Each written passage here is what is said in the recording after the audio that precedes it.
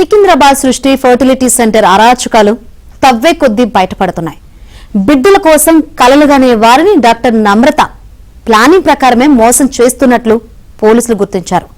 విజయవాడలో గతంలోనే నమ్రత నిర్వహిస్తున్న సృష్టి టెస్ట్ ట్యూబ్ ఆసుపత్రిపై ఆరోపణలు రావడంతో లైసెన్స్ క్యాన్సిల్ చేయగా అక్కడే సృష్టి ఫర్టిలిటీ సెంటర్ పేరుతో ఆసుపత్రి నడుపుతున్నారు.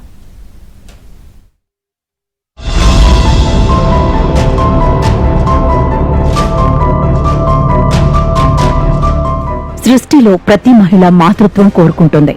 అమ్మ అని ఆప్యాయంగా పిలిపించుకునేందుకు ఆరాటపడుతుంది. అందుకోసం ఎన్ని పూజలైనా చేస్తుంది. ఎన్ని ఆసుపత్రుల చుట్టైనా అలుపెరగకుండా తిరుగుతుంది. అటువంటి అమ్మ ఆవేదనను ఆసరాగా చేసుకుని కోట్లు గడించాలని భావించారు డాక్టర్ నమ్రత. సంతానం లేని వారికి పిల్లలను పుట్టించేలా చేస్తామని ఆర్భాటంగా ప్రచారం చేశారు. విజయవాడలో భారీ హంగులతో గతంలోనే ఆసుపత్రి ప్రారంభించారు. విజయవాడతో పాటు చుట్టుపక్కల గ్రామీణ ప్రాంతాలలో ఉచిత వైద్య శిబిరాలు ఏర్పాటు చేసి నాటకానికి తెరతీశారు. ఆసుపత్రికి వస్తే తాము ఇచ్చే వైద్యం ద్వారా పిల్లలు పుడతారని నమ్మించారు. ఇలా అనేక మందిని ఆసుపత్రికి రప్పించారు. ఆ తర్వాత కొన్ని కేసులలో పిల్లలు పుట్టగా, మరికొన్ని కేసులలో పిల్లలు పుట్టకపోగా లక్షల రూపాయలు వదిలించుకున్నారు. దీనిపై 2020లో పెద్ద వివాదం నడవగా అప్పటి అధికారులు విచారణ చేసి డాక్టర్ నమ్రత నిర్వహిస్తున్న సృష్టి టెస్ట్ ట్యూబ్ బేబీ సెంటర్ ను మూయించేశారు. అప్పుడైనా డాక్టర్ నమ్రత తీరు మార్చుకుని నమ్మకంగా వైద్యం చేశారా అంటే అదీ లేదు.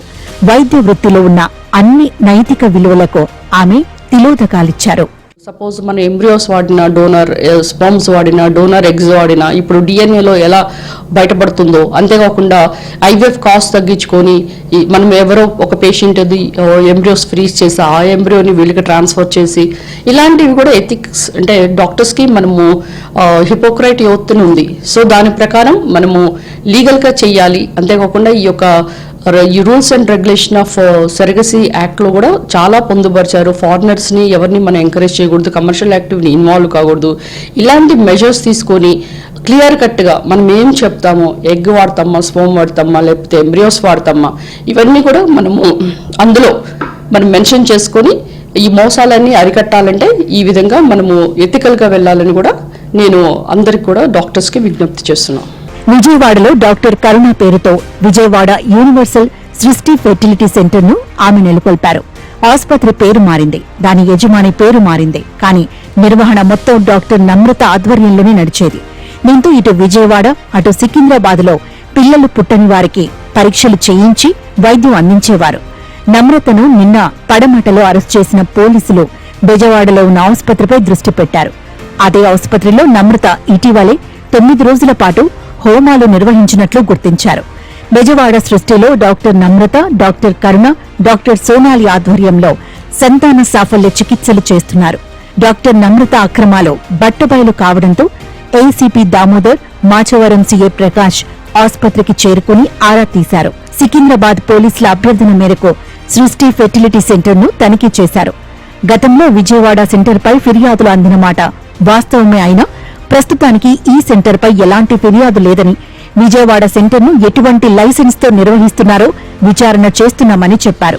మోసం చేస్తున్నట్లు బాధితులు ఎవరైనా ఫిర్యాదు చేస్తే చర్యలు తీసుకుంటామని, నిబంధనలకు విరుద్ధంగా ఆసుపత్రి నడిపితే మూసివేయిస్తామని పోలీసులు చెబుతున్నారు. హైదరాబాద్ లో ఒక కేసు రిజిస్టర్ అయిందని చెప్పేసి హైదరాబాద్ నుంచి ఆ డాక్టర్ నమ్రత అనే ఆవిడ కోసం ఇక్కడ విజయవాడ లిమిట్స్ లో, పడమట లిమిట్స్ లో ఉందని చెప్పేసి నిన్న మన హైదరాబాద్ పోలీసులు పడమట సిఐ గారికి చెప్పడంతో అక్కడ వాళ్ళకి ఏరియా లొకేషన్ తెలియకపోవడంతో ఆ పడమట పోలీసులు సాయం కోరడం జరిగింది. దాని మీదట వచ్చి ఆ లొకేషన్ ప్రకారం అమ్మాయిని ట్రేస్ చేయడం జరిగింది.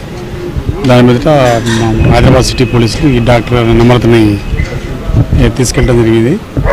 అట్లనే వైజాగ్లోనూ తర్వాత ఇక్కడ కూడా ఇది అన్నారు. మన విజయవాడలో మాత్రం మనకి ఎలాంటి కంప్లైంట్ ఏం లేదు. మేము కూడా ఇది ఎంత వచ్చింది కాబట్టి దీని మీద కూడా మేము దృష్టి సారించి దీంట్లో ఏమైనా అవకతవకలు ఏమైనా జరుగుతున్నది కూడా చెక్ చేస్తాం. మాకు ఎవరైనా ఫిజికల్గా వచ్చి కంప్లైంట్ ఇస్తే దాని మీద చట్టరీత్యా లీగల్గా ఎలా ఉంటే అలా యాక్షన్ తీసుకుంటాం.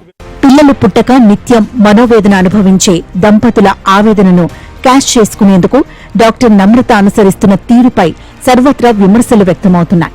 సికింద్రాబాద్ లో ఆమె చేసిన పనికి ఇప్పుడు అందరూ ఆశ్చర్యపోతున్నారు. అసలు ఆమె వద్ద సంతానం కోసం వైద్యం చేయించుకున్న వారు, ఆ తర్వాత సంతానం కలిగిన వారిలో ఇప్పుడు అనుమానపు పొరలు ప్రారంభమయ్యాయి.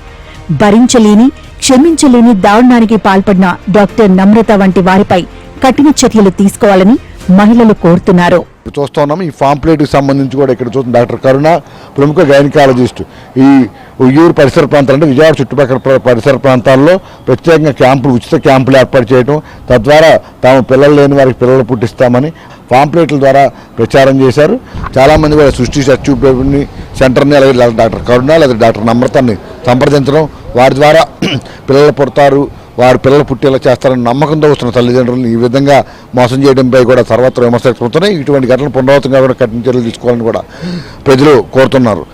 సుబ్రహ్మణ్యంతో వరప్రసాద్, ఏబినాంధ్రజ్యోతి, విజయవాడ నుంచి.